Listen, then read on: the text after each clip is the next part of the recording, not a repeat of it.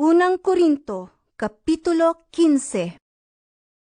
Mga igsoon, pahinumduman ko kamo sa maayong balita nga giwali ko kaninyo. Gidawat ninyo kini ug gibarugan ninyo ang inyong pagtuo.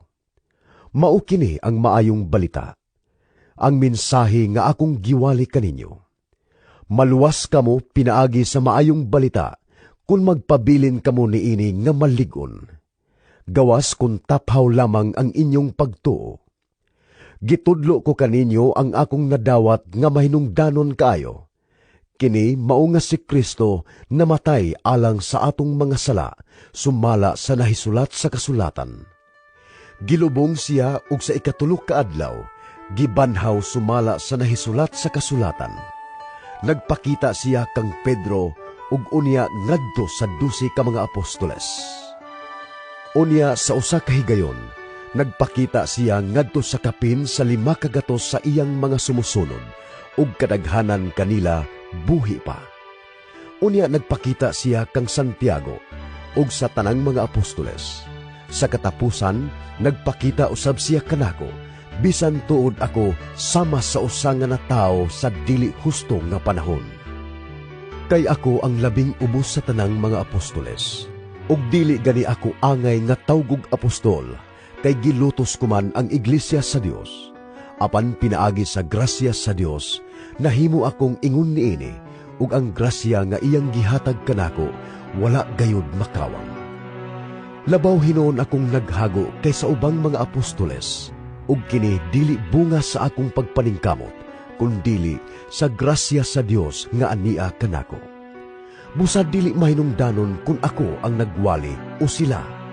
Ang mahinungdanon, mao nga kami nagwali ug kamo nituo.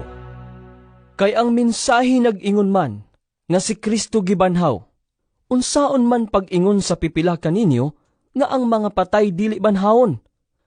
Kung mao kana, wala di ay banhawa si Kristo. Ug kung wala banhawa si Kristo, kawang lamang ang among giwali ug kawang usab ang inyong pagtuo. Ug labaw pa ni ana, kung ugaling matuod man nga ang mga patay dili banhawon, masayran nga bakak ang among gisulti mahitungod sa Dios. Kay nag-ingon man kami nga gibanhaw niya si Kristo apan wala di ay. Ug kung dili banhawon ang mga patay, wala usab banhawa si Kristo.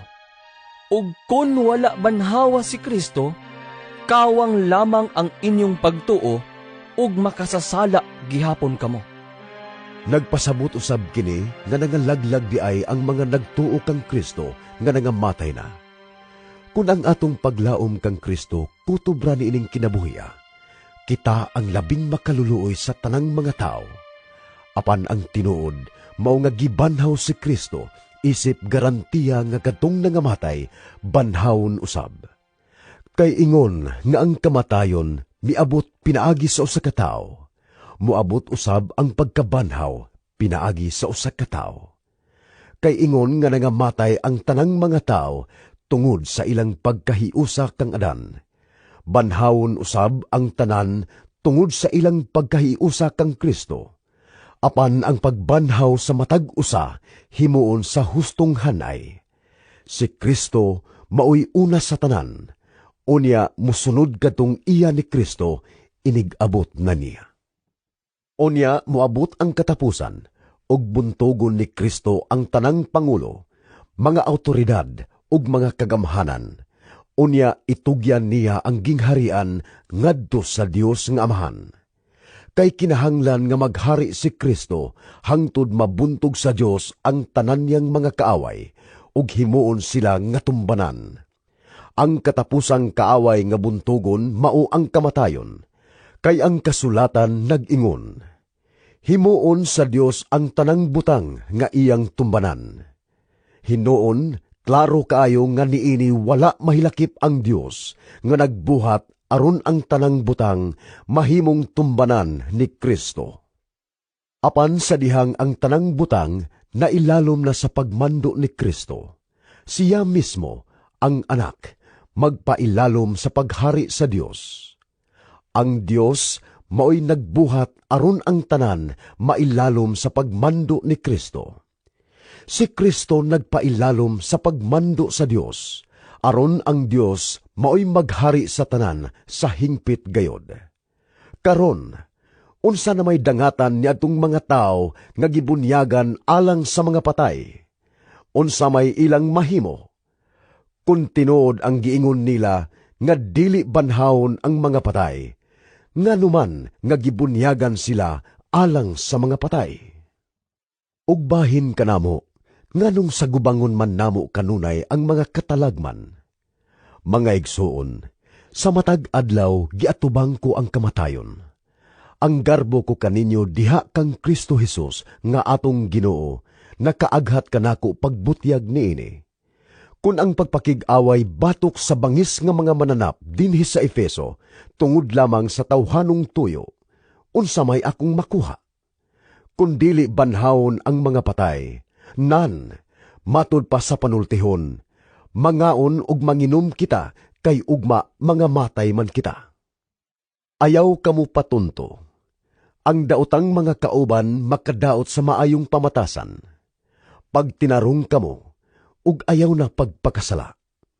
Gisulti ko kini aron maulaw kamo, kay pipila kaninyo wala makaila sa Dios. Apan adunay mangutana, unsaon man pagkabanhaw sa mga patay? Unsa mang lawasa ang ilang maangkon? Mga buang-buang, inigpugas ninyog binhi, dili kini moturok gawas kung mamatay una kini. Ug inigpugas ninyo, dili hingkod na nga tanom ang inyong ipugas, kun dili liso o binhi lamang sama sa trigo ug uban pa. Gihatagan kini sa Dios og lawas sumala sa iyang gusto, ingon man ang matag binhi. Dili managsama ang unod sa tanang binuhat. Lain ang unod sa mga tao, lain ang sa mga mananap, lain ang sa mga langgam, ug lain usab ang sa mga isda. May mga lawas nga langit nun ug may mga lawas nga yutanon.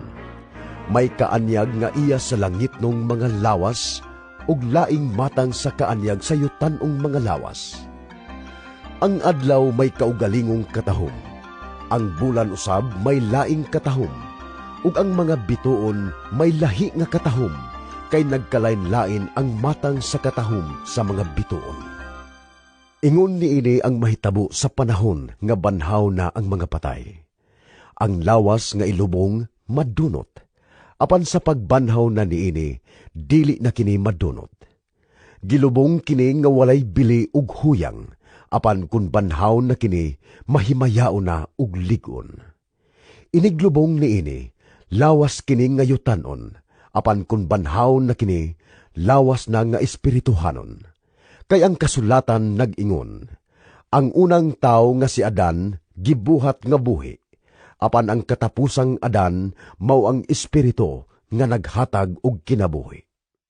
Dili ang espirituhanon maoy naguna, kundili ang lawas nun ug musunod ang espirituhanon. Ang unang Adan gihimo gikan sa abog sa yuta. Ang ikaduhang Adan mianhi gikan sa langit. Ang yutanon sama sa hinimo gikan sa yuta, ug ang langit nun sama ni adtong mianhi gikan sa langit. Ingon nga nagsulob kita sa dagway sa tao nga hinimo gikan sa yuta. Magsulob unya usab kita sa dagway sa tao nga gikan sa langit. Mga igsoon, ang buot kong ipasabot, mao nga ang hinimo gikan sa unod ug sa dugo, dili makaambit sa gingharian sa Dios. Ug ang butang nga madunot dili makaangkon sa kinaiya ni adtong walay pagkadunot. Mao kini ang misteryo. Dili ang tanan kanato mamatay, apan kitang tanan kalit nga mga usab sama kakalit sa usa ka pagpamilok. Mahitabo kini inigtingog sa katapusang trompeta. Kay inigtingog niini ang mga patay banhawon aron dili na gayud mamatay. Ug kita mga usab, kay kining lawas nga madunot kinahanglang magsulob sa pagkadili na madunot, ug kining lawas nga mamatay kinahanglang magsulob sa pagkadili na mamatay. Busa, kung kining lawas masuloban na sa pagkadili madunot, ug kun kining lawas nga mamatay masuluban na sa pagkadili mamatay, matuman na ang kasulatan nga nag-ingon, gilaglag sa dayon ang kamatayon diha sa hingpit nga kadaugan. O kamatayon, hain na ang imong kadaugan. O kamatayon, hain na ang imong kalala. Ang kalala sa kamatayon nagikan sa sala, ug ang gahom sa sala nagikan sa balaod. Apan salamat sa Dios nga naghatag kanatog kadaugan pinaagi sa atong Ginoong Hesukristo. Busa, mga minahal kong kaigsuunan, tindog kamo nga lig-on ug dili matarog. Pagkugi kamo kanunay sa inyong pag-alagad sa Ginoo, kay nasayod kamo nga ang inyong pag-alagad dili gayud makawang.